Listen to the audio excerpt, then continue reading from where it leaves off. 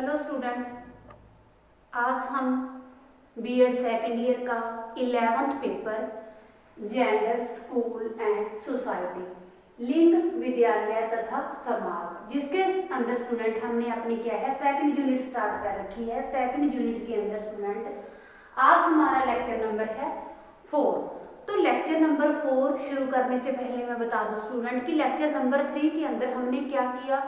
Lecture number 3 के अंदर student हमने किया कि परिवार फैमिली के बारे में, फैमिली का मैंने आपको क्या है पूरी अच्छी तरह से एक्सप्लेन किया कि किस तरह जो परिवार है वो क्या है पूरे समाज के अंदर, पूरे समुदाय के अंदर एक बड़ी इकाई के रूप में जाना जाता है और जो व्यक्ति है उसे क्या है छोटी इकाई के रूप में जाना जाता है।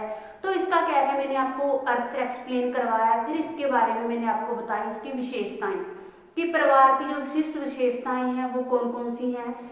जैसे मैंने आपको उसके अंदर बताया सार्वभौमिकता, भावनात्मक आधार, रचनात्मक आधार, सीमित आकार, सदस्यों का उत्तरदायित्व और सामाजिक निरंतर।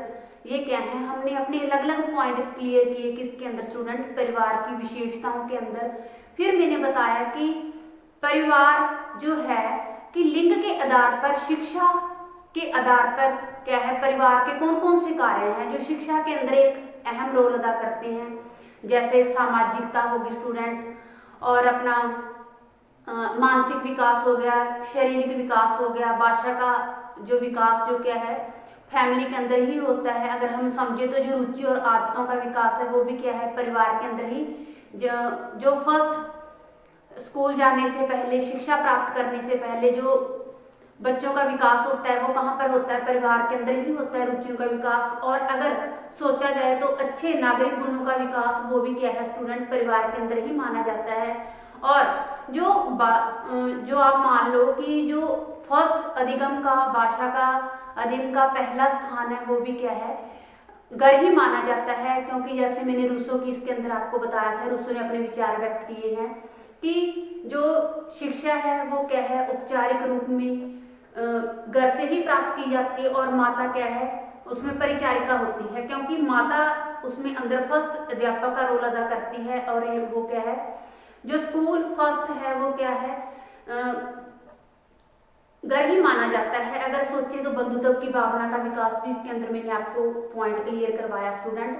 तो ये हुए हमारे लेक्चर नंबर 3 के अंदर परिवार। तो आज लेक्चर नंबर 4 के अंदर हम करेंगे लिंग पहचान कि लिंग पहचान स्टूडेंट कि बच्चा कब नर और मादा के रूप में, कि लड़का और लड़की के रूप में अपने आप को पहचान कर उसके हिसाब से समाज के अंदर अपना एक रोल अदा करता है। हम इसके ऊपर आज डिस्कशन करेंगे। तो पहले मैं आपको बताऊंगी कि लिंग पहचान।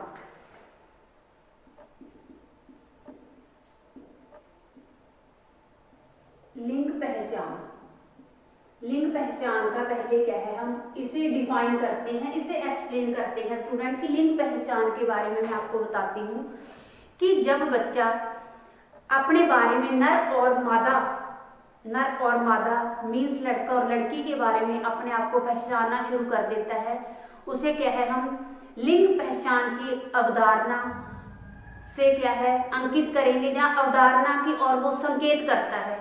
जब क्या है बच्चा लड़का और लड़की नर और मादा के रूप में अपने आप को पहचानना शुरू कर देता है तो वो क्या है स्टूडेंट ये किसकी तरफ संकेत करता है, ये लिंग पहचान की ओर संकेत करता है। जब बच्चा 2 वर्ष का हो जाता है, 2-2.5 वर्ष का, 1.5 से लेकर 2.5 वर्ष तक हो जाता है, तो उसे क्या है अपने आप में पता चलने लग जाता है कि जो मेरी पहचान है, जो मेरी जेंडर आइडेंटिटी है वो क्या है, या लिंग पहचान है वो है क्या कि मैं लड़का हूँ या लड़की हूँ। अगर सोचा जाए स्टूडेंट जो लिंग है, लिंग क्या है अपने आप में एक जटिल पद होता है जिसके अंदर लिंग युक्तियां और लिंग भूमिकाओं का अपना एक अलग स्थान रहता है। जब इसको क्या है इन दोनों चीजों को इसके अंदर सम्मिलित किया गया है। जैसे स्टूडेंट जो यौन भूमिकाएं हैं की पहचान इस प्रकार प्रभाव डालने वाले क्या है कार्य करवाती हैं। बालक में लगभग 2 वर्ष आयु तक लिंग पहचान के बारे में क्या है धारणा स्पष्ट हो जाती है कि मैं लड़का हूँ या लड़की हूँ। नर और मादा के रूप में वो क्या है अपने आप को स्वीकारना शुरू कर देते हैं। फिर धीरे धीरे स्टूडेंट जब यह विचार किया जाता है कि महिलाएं पुरुषों से कैसे भिन्न है, वैसे ही मन में आमतौर पर यह बात आती है कि यह लिंग अर्थात ऐसी विशेषताएं जो महिलाओं और पुरुषों के बीच अंतर को स्पष्ट करती हैं। जब ये क्वेश्चन आता है हमारे सामने कि महिलाएं पुरुषों से किस प्रकार भिन्न है, तो मन में एक विचार होता है स्टूडेंट कि वो विचार है क्या कि पुरुष की पहचान है क्या और लिंग के आधार पर, और क्या है स्त्रियों की पहचान है क्या।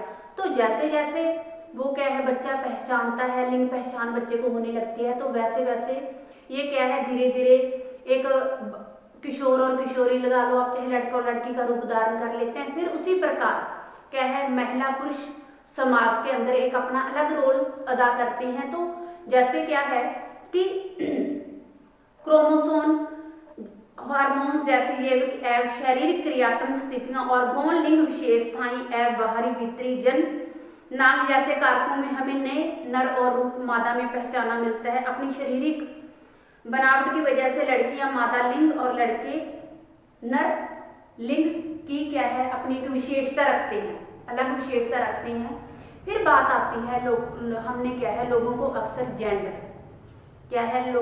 जेंडर शब्द का प्रयोग लिंग के समानार्थक रूप में किया है। जो जेंडर और लिंग क्या है अपनी एक दूसरे की समानार्थक लगा लो, चाहे आप चाहे एक दूसरे के विपरीत हैं, लेकिन कहीं ना कहीं आगे जाकर इनका रूप है एक जैसा ही मिलता है। जैसे जेंडर की बात करते हैं, लिंग जैसे मैंने आपको बता दिया लिंग के अंदर आता है कि 0 से लेकर जब 2 साल की अवस्था तक बच्चा आता है, पहुंचता है एज तक, तो वो क्या है अपना नर और मादा के रूप में, लड़का और लड़की के रूप में उसे क्या है अपने लिंग की पहचान हो जाती है कि मेरा जो वास्तविक रूप है क्या, और वो धीरे धीरे समाज के हिसाब से वैसे ही क्या है एक्टिविटी करना शुरू कर देता है।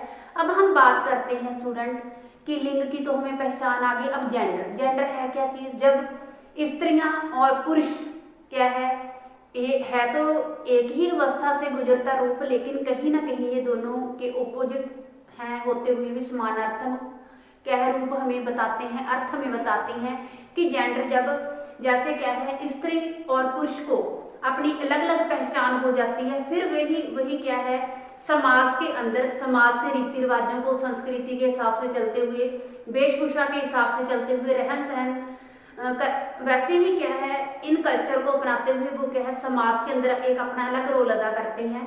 स्टूडेंट तो बात करते हैं कि जेंडर का जैसे ही मैंने आपको एग्जांपल दिया है कि जो क्या है इसके अंदर स्त्रियां और पुरुष आ जाते हैं, और अब पुरुष आने पर भी वो क्या है अपने अपनी जिम्मेवारियों से वाकिफ हो जाते हैं। पुरुष जैसे हमारा समाज जो है पुरुष प्रधान जो समाज माना जाता है, पुरुष वैसे ही अपनी क्या है घर के प्रति जिम्मेवारियां संभालता है, बाहर उसने क्या देखना है, बच्चों के प्रति उसकी क्या जिम्मेवारियां हैं, जमीन जायदाद फसल बाड़ी, बच्चे का पेट, अपनी फैमिली का फुल का पेट भरना है, वो कैसे, ये किसकी टेंशन होती है, सारी ये पुरुषों की टेंशन होती है।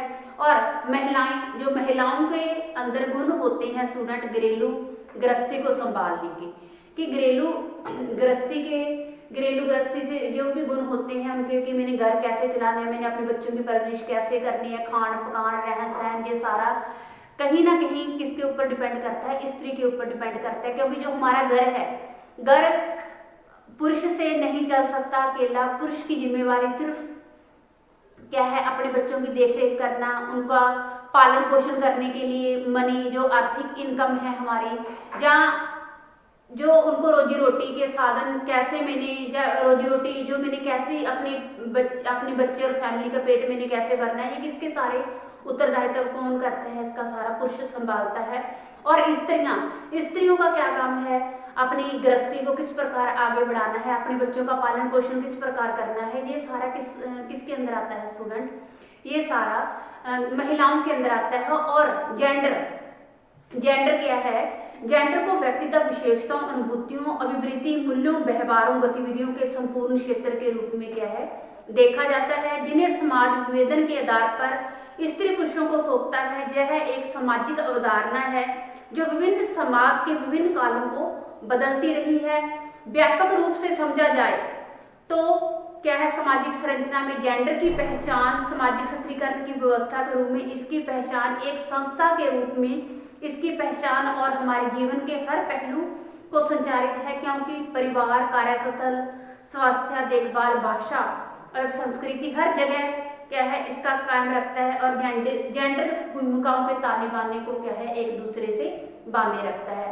जैसे मैंने अभी बताया स्टूडेंट की जो जेंडर के अंदर क्या आती हैं, हमारी अभिवृत्तियां आती हैं, हमारा व्यवहार आता है, विशेषताएं आती हैं, ये सारी किसके अंदर है, ये सारा एक ताना बाना है जो स्त्री और पुरुष इसके अंदर एक अपना क्या है एक विशेष रोल अदा करती हैं।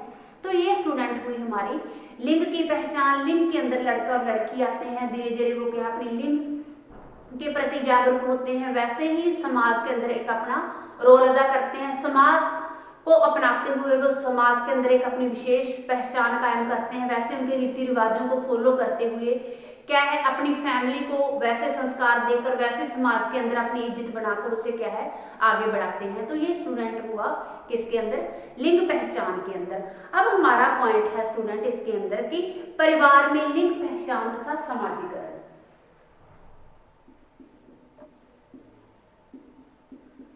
परिवार में लिंग पहचान, लिंग पहचान एवं समाजीकरण।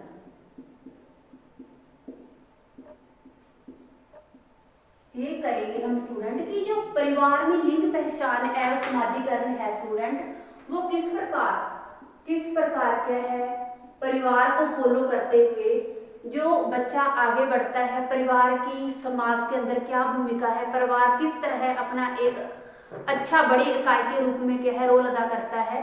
तो स्टूडेंट जैसे मैं बताऊं आपको, परिवार की बात कर रहे हैं हम, इसी के अंदर हमारा जो नेक्स्ट पॉइंट आया है कि परिवार में लिंग पहचान एवं समाजीकरण। कि परिवार व्यक्ति के सामाजिक जीवन में सबसे पहली क्या है पाठशाला है, क्योंकि जो व्यक्ति है समाज के अंदर उसे एक छोटी इकाई का दर्जा मिला है, जो परिवार है उसे समाज के अंदर क्या है बड़ी इकाई का दर्जा मिला है।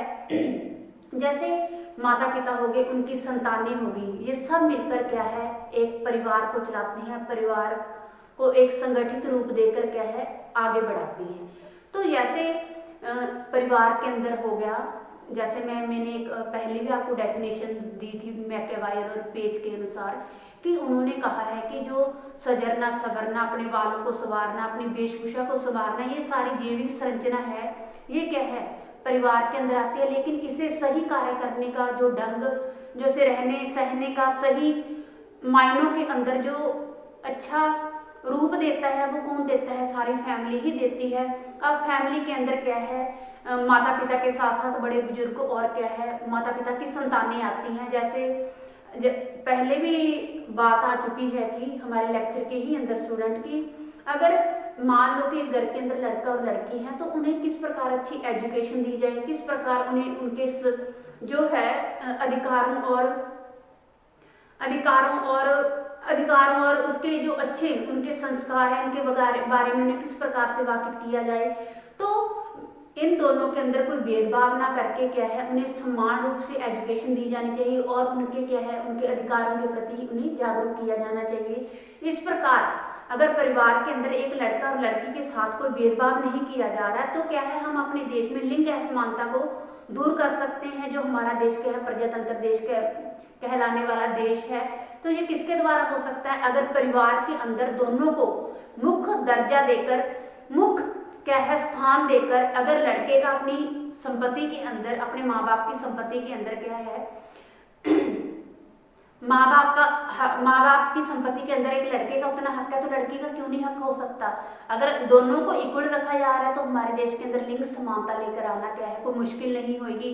अगर कहीं ना कहीं हर एंगल से, हर काम से, एजुकेशन से, चाहे जो भी अधिकार है चाहे उनका कुछ भी है, अगर उन्हें कहीं ना कहीं वंचित रखा जा रहा है तो हमारे देश में क्या है लिंग असमानता पनप रही है और हमारा प्रजातंत्र देश कहलाने वाला कभी भी क्या है सुदृढ़ नहीं हो सकता, वो पिछड़ा ही हो गया है या अभी तक चल रहा है। ये किसके कारण हुआ है स्टूडेंट, ये लिंग असमानता के कारण, क्योंकि लड़का लड़की के अंदर पार्शलिटी की जा रही है, भेदभाव किया जा रहा है।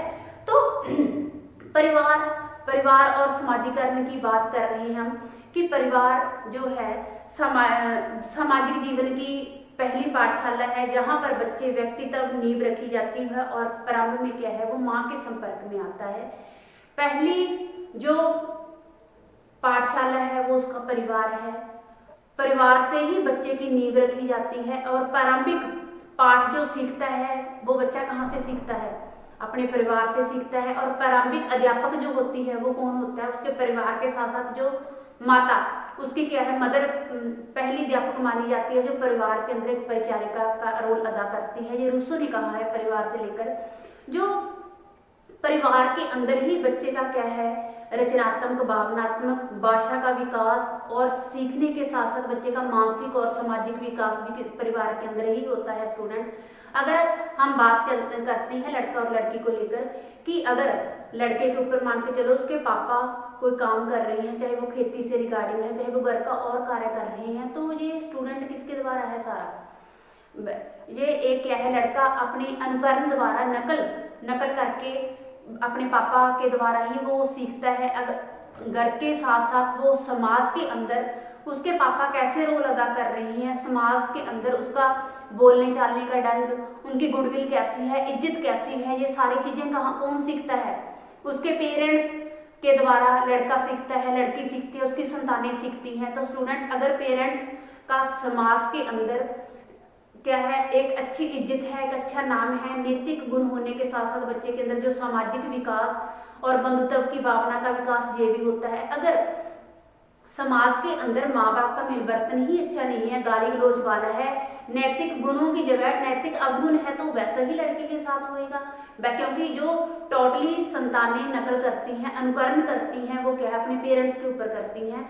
अब हम बात करते हैं लड़के की, हुई हमारी लड़की के ऊपर चलते हैं स्टूडेंट, कि लड़की जो टोटली रूप से अपनी माँ का अनुकरण करती है, माँ कैसे उसे पाठ पढ़ा रही है, कैसे उसे लोरियां देके सुला रही है, तो लड़कियां वैसे ही क्या है रसोई के कार्य तक लेकर, घर के कामों के कार्य तक लेकर वो क्या है अपनी माँ की ही नकल उतारती है। माँ जो काम जैसे सिखाती है, जैसा बोलना सिखाती है, जैसा ही काम करना सिखाती है, लड़कियां क्या है वैसे ही नकल उतारती हैं। अब माँ उसे सुला रही है, लोरियां देके सुला रही है, क्या है थापी से थप थप करके सुला रही है, तो माँ का ये अनुकरण ये सारा किसने किया है, गुड़िया ने किया है। तो गुड़िया जो उसके टॉयज हैं, क्योंकि लड़कियों जैसे ही खिलौने से खेलना पसंद करेंगी जो गुड़िया हैं, कि वैसे ही गोद में लेकर उसे थप थप करके सुनाती हैं, वैसे ही उसे लोरियां देकर सुनाती हैं। अगर घरेलू कार्यों के अंदर कोई काम कर रहा है, जैसे माँ कह रही है कि ये काम ऐसे करना है बेटा, ये ऐसे नहीं ऐसे होएगा, तो ये क्या है सारा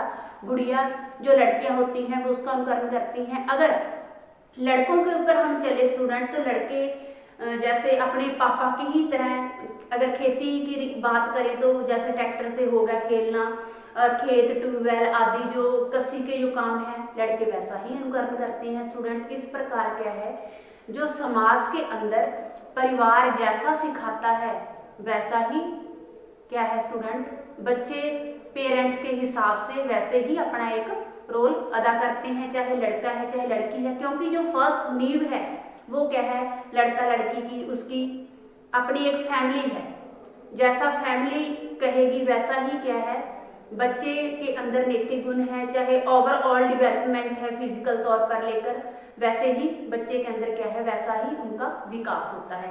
ये हुआ हमारा परिवार में लिंग पहचान तथा समाजीकरण। अब हम बात करते हैं कि विद्यालय में लिंग पहचान तथा समाजीकरण।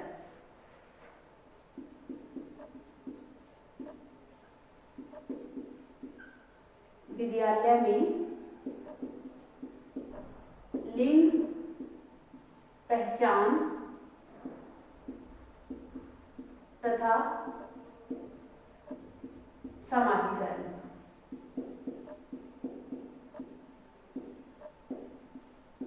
अब हम बात करते हैं स्टूडेंट की विद्यालय में लिंग पहचान तथा समाजीकरण कैसे, वो किसके ऊपर आता है, किन चीजों के अंदर हमें क्या है लिंग पहचान जैसी जो दृश्यात्मक चीजें हैं वो हमारे सामने आती हैं, वो किसके द्वारा आती हैं। जैसे स्टूडेंट आपको पॉइंट से ही क्लियर हो गया कि पाठ्य पुस्तकों, पाठ्यक्रम हो गया, ये चीज़ों के द्वारा क्या है जो हमें चीज़ें हैं लिंग पहचान की देखने को मिलती है। तो हम इस पॉइंट को डिफाइन करते हैं, एक्सप्लेन करते हैं कि विद्यालय में लिंग पहचान तथा सामाजिकरण, कि विद्यालय में संबंधित अनेक कारक बच्चों में लिंग पहचान की भूमिका को प्रभावित करते हैं।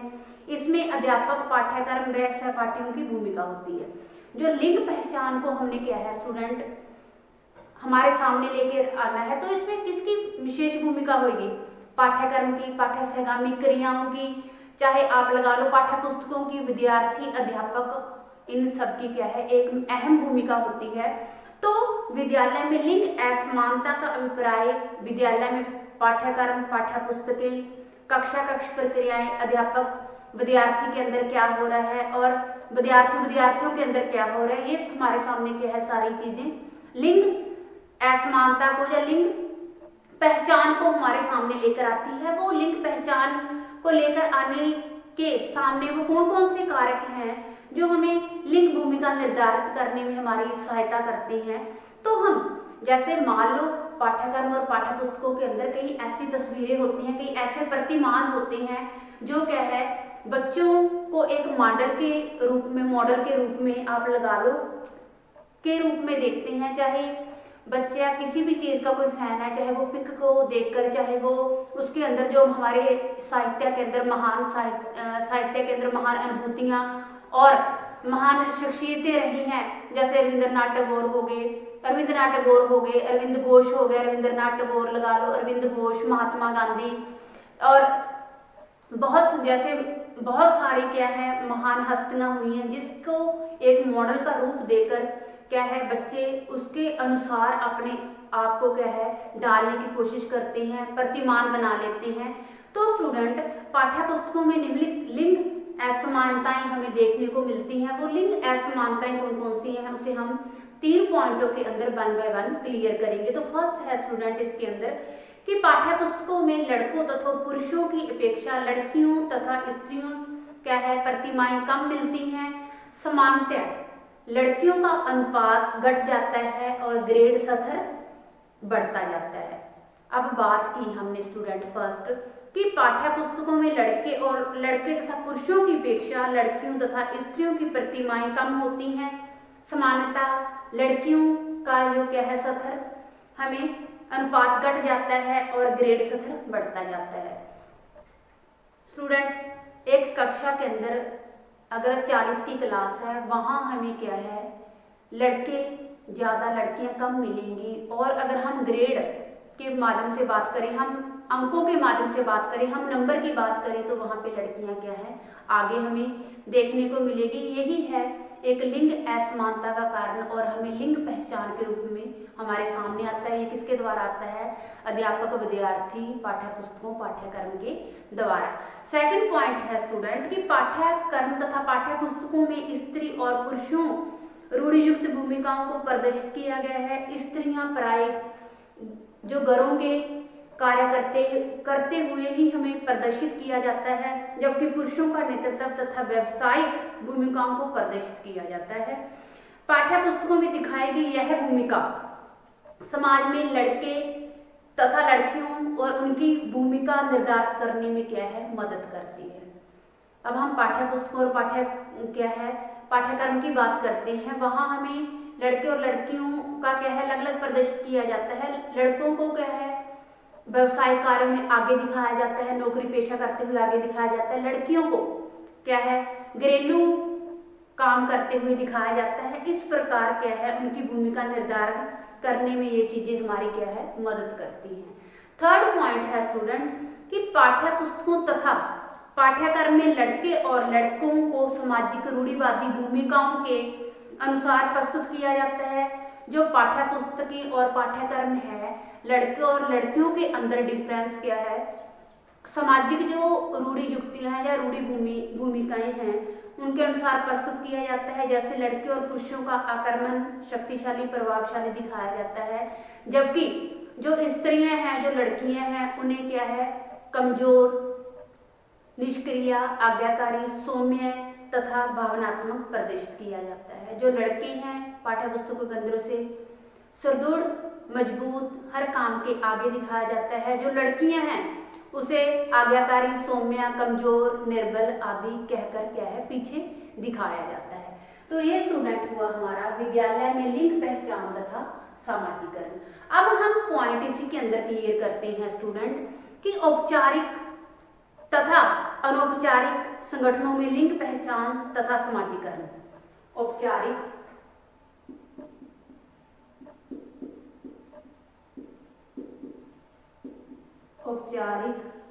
तथा अनौपचारिक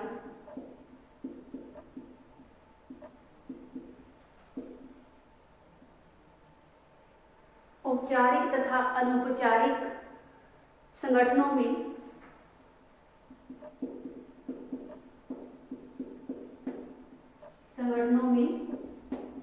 लिंग पहचान